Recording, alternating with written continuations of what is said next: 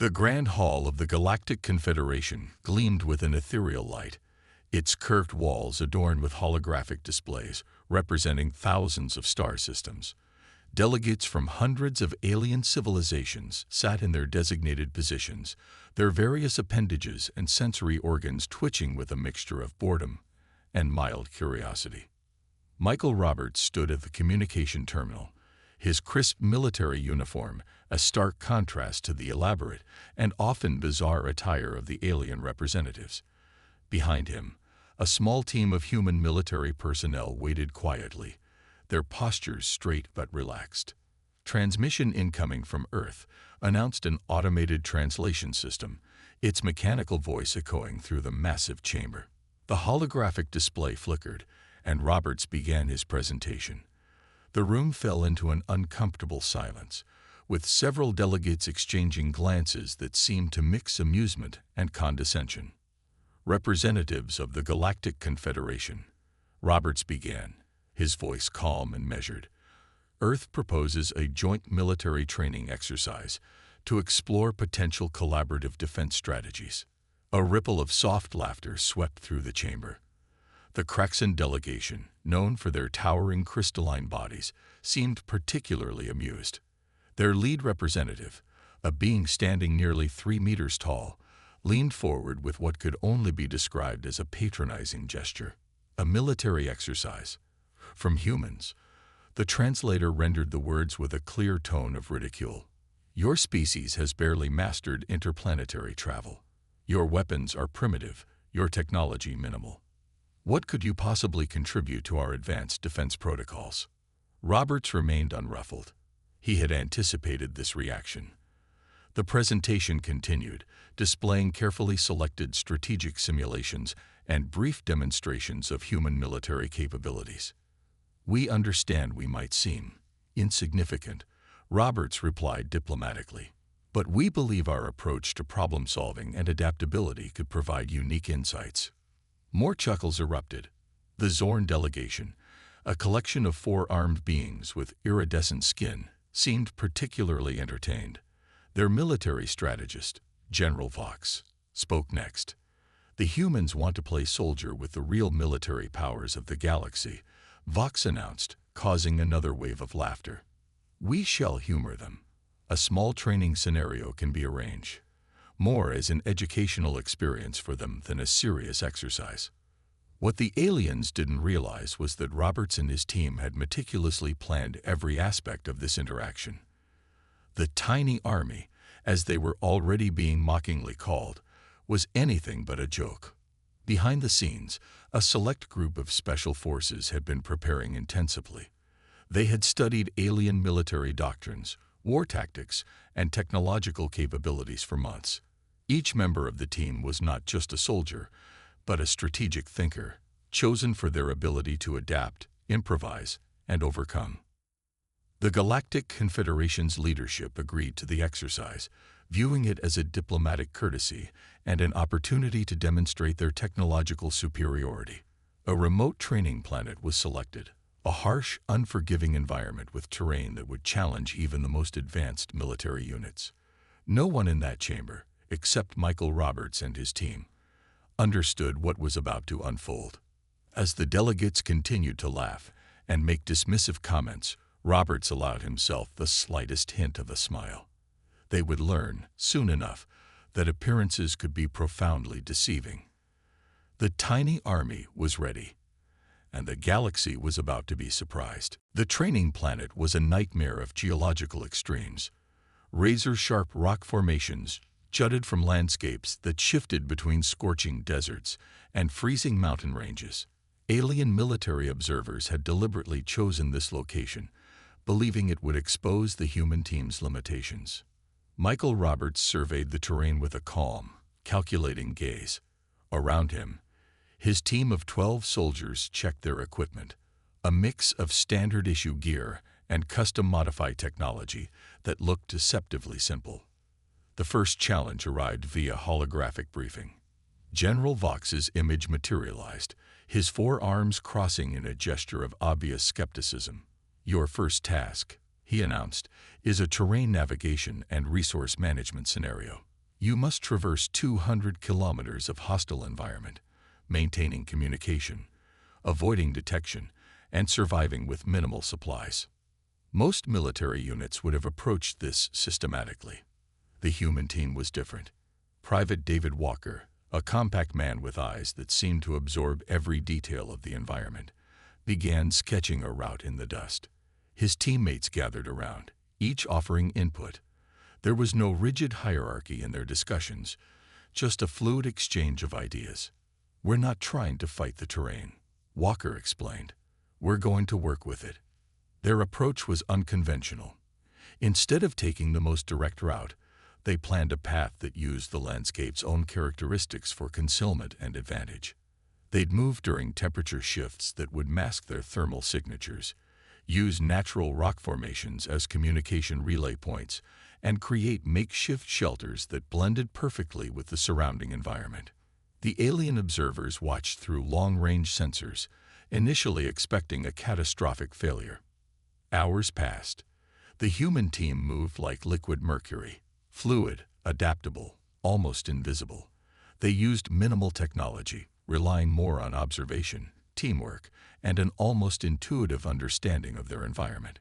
When standard communication equipment failed due to geological interference, they improvised communication methods using reflected light signals and prearranged hand gestures. Captain Elena Rodriguez, the team's tactical coordinator, demonstrated an extraordinary ability to read the terrain. She predicted potential hazards with uncanny accuracy, guiding her team around dangers that would have trapped more conventional units. By the end of the first day, the human team had covered twice the distance the alien strategists had calculated as possible. More surprisingly, they arrived at their checkpoint with all resources intact and without triggering a single one of the hidden sensor networks designed to track their movement. General Vox's expression shifted from amusement to confusion.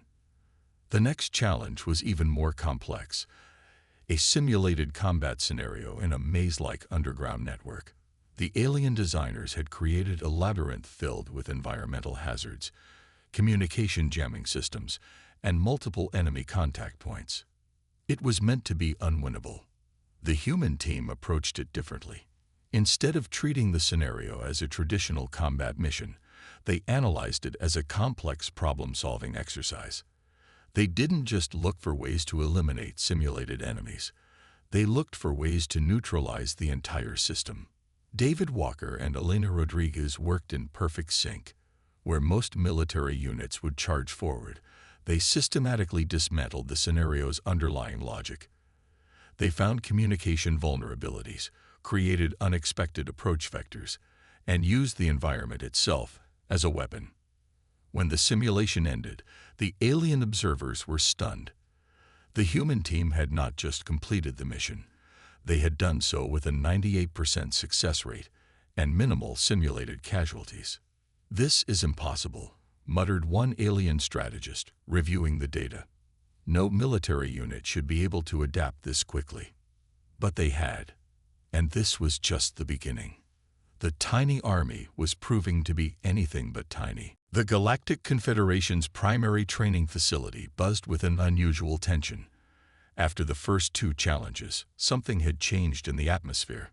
The initial mockery had transformed into a cautious curiosity. A complex holographic simulation materialized in the central chamber. This was no ordinary training exercise. It was a multi-layered scenario designed to test strategic thinking, technological adaptation, and psychological resilience. The alien designers believed it to be unbeatable, an ultimate test that would expose the limitations of human military capability. The simulation represented a planetary defense scenario against a technologically superior invasion force. Previous alien military teams had failed spectacularly, typically breaking down within the first hour of the complex challenge. Michael Roberts gathered his team in a small preparation room. The walls were lined with basic equipment, nothing compared to the advanced holographic interfaces used by other species. But what the room lacked in technology, it made up for in focused human energy. "This isn't about winning," Roberts told his team. "This is about understanding the problem from every possible angle." The simulation began. Immediately, the alien observers noticed something different about the human approach. Where previous teams would charge forward or follow rigid military protocols, the human team began by completely mapping out the scenario's underlying systems. Private David Walker started breaking down the simulation's computational structure. He wasn't just playing the game. He was understanding its fundamental logic. Within minutes, he had identified potential vulnerabilities that the simulation's designers hadn't even considered. Captain Elena Rodriguez focused on the psychological aspects. She analyzed the simulated enemy's decision-making patterns, looking for predictable responses and potential manipulation points. Her approach was less about direct confrontation and more about strategic manipulation. The simulation threw everything it could at them. Communication networks were deliberately jammed. Resource supplies were cut off. Environmental conditions became increasingly hostile. Simulated enemy forces appeared from impossible angles, using advanced technological advantages that should have been insurmountable. But the human team adapted. They didn't just respond to challenges. They anticipated them. When communication systems failed, they developed alternative methods of coordination. When resources became scarce, they demonstrated an incredible ability to improvise with minimal tools. Most impressively, they treated the entire scenario as a complex problem to be solved, not just a military challenge to be fought. At one critical moment, instead of engaging a superior technological force directly, the team used the planet's geological features to create a sophisticated misdirection strategy. They essentially turned the entire planetary environment into a weapon, channeling energy signatures, manipulating thermal readings, and creating false movement patterns that completely confused the simulated enemy. The alien military strategists watched in disbelief. General Vox, who had been the most vocal critic of the human team, found himself leaning closer to the simulation screens. His forearms were folded, but his posture had changed from dismissive to intensely focused. "How are they doing this?" he muttered, more to himself than to anyone else. The human team completed the simulation with a success rate that defied all previous records. They hadn't just survived, they had fundamentally reimagined how to approach the challenge. As the simulation ended, an uncomfortable silence filled the observation chamber. The mockery of the tiny army was rapidly transforming into something else, something that looked remarkably like respect. Michael Roberts allowed himself a subtle smile. They were just getting started. The Galactic Confederation's Central Research Facility was a marvel of technological sophistication. Holographic displays danced with complex data streams, and advanced sensors monitored every microscopic detail of the human team's performance. What had begun as a diplomatic curiosity was rapidly becoming a serious scientific investigation. Dr. Krell, a renowned xenobiological researcher, studied the team's latest performance data with growing fascination. His multi-lens eyes zoomed in and out, analyzing neural patterns, physiological responses, and strategic decision-making processes. "This is impossible," he muttered, reviewing the comprehensive analysis of the human team's latest simulation. The turning point came during a planetary defense scenario that was designed to be mathematically unwinnable. Previous military teams from various advanced civilizations had failed spectacularly. The simulation combined extreme environmental challenges with a technologically superior enemy force that outnumbered defenders by a factor of 50 to 1. Michael Roberts approached the scenario with an approach that defied conventional military logic. Instead of attempting to fight the overwhelming force directly, he and his team began by completely redefining the parameters of engagement. They didn't see the scenario as a traditional battle. They saw it as a complex problem to be solved. Private David Walker identified critical infrastructure vulnerabilities in the simulated enemy's communication network. Captain Elena Rodriguez developed a psychological warfare strategy that would make Sun Tzu proud. Each team member contributed a unique perspective, creating a holistic approach that was greater than the sum of its parts. The simulation unfolded like a complex dance, Where other military units would have launched direct counterattacks, the human team used misdirection, environmental manipulation, and psychological tactics that completely disrupted the enemy's strategic capabilities. They transformed the entire planetary landscape into a weapon. Rock formations became communication relays. Atmospheric conditions were manipulated to create false sensor readings. Supply lines were disrupted through ingenious methods that seemed to defy traditional military thinking.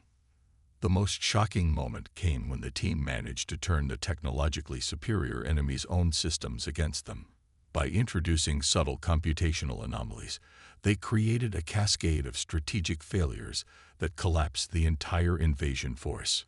In the observation chamber, alien military leaders watched in stunned silence. General Vox, who had been the most vocal critic of the human team, found himself leaning forward. His four arms, typically used for dramatic gestures, were now completely still.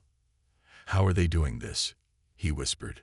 Dr. Krell's research revealed something extraordinary. The human team demonstrated neurological flexibility that was unprecedented. Their brains showed an ability to rapidly reconfigure neural pathways, adapt to changing conditions, and generate creative solutions at a speed that defied conventional understanding. More than just military skill, they displayed a fundamental approach to problem-solving that was completely alien to other civilizations. They didn't just think outside the box. They refused to acknowledge the box's existence in the first place. The success rate was impossible to ignore. Where other military teams had failed, the human tiny army had not just succeeded, they had redefined the entire concept of strategic engagement. As the simulation concluded, the observation chamber erupted into a mix of confusion, excitement, and a growing sense of respect. Michael Roberts stood quietly, watching the data streams. He knew this was more than just a training exercise. This was a fundamental challenge to everything the Galactic Confederation understood about military strategy and human potential. The turning point had arrived, and the galaxy would never be the same. The Galactic Confederation's emergency council chamber fell silent as the first transmission came through. Holographic displays flickered with images of destruction, entire star systems reduced to cosmic debris, advanced defense networks crushed like fragile glass. The Void Swarm had arrived. No one had seen them coming. This was an enemy unlike anything the Confederation had encountered before. A collective of biomechanical entities that consumed entire planetary systems with terrifying efficiency. Traditional scanning methods couldn't detect them until they were almost upon a target. General Vox, who had previously mocked the human military team, now looked pale and drawn. His four arms moved nervously across the holographic controls, showing star system after star system going dark. "Our conventional defense strategies are useless," he announced, his translator rendering his voice with a mix of fear and desperation. Michael Roberts sat quietly at the edge of the council chamber. He and his team had been observing the emergency proceedings, understanding something the other alien races had not yet realized: that conventional warfare would not work against this threat. Captain Alina Rodriguez began mapping the Void Swarm's movement patterns. What looked like random destruction to others revealed a complex strategic logic to her trained eye. She noticed subtle connection points, potential weakness vectors that others had missed. Private David Walker was already running computational models, his fingers dancing across portable computer interfaces. Where other strategists saw chaos, he saw underlying mathematical patterns. The alien military leaders debated endlessly. Some proposed massive fleet deployments. Others suggested creating impenetrable defensive barriers. Each suggestion was more elaborate and ultimately more futile than the last. "We need a different approach," Michael Roberts finally spoke, cutting through the endless discussion. The chamber went quiet. All eyes turned to him. "The Void Swarm isn't just an enemy," Roberts explained. "It's a complex adaptive system. You can't fight it with traditional military doctrine. You need to understand its fundamental operational logic." Dr. Krell, the xenobiological researcher who had been studying the human team, stepped forward. His previous research on their unique cognitive capabilities suddenly seemed critically important. The human team began presenting a radical strategy. Instead of massive fleet confrontations, they proposed a series of precisely targeted interventions. They would use the Void Swarm's own computational and biological network against itself.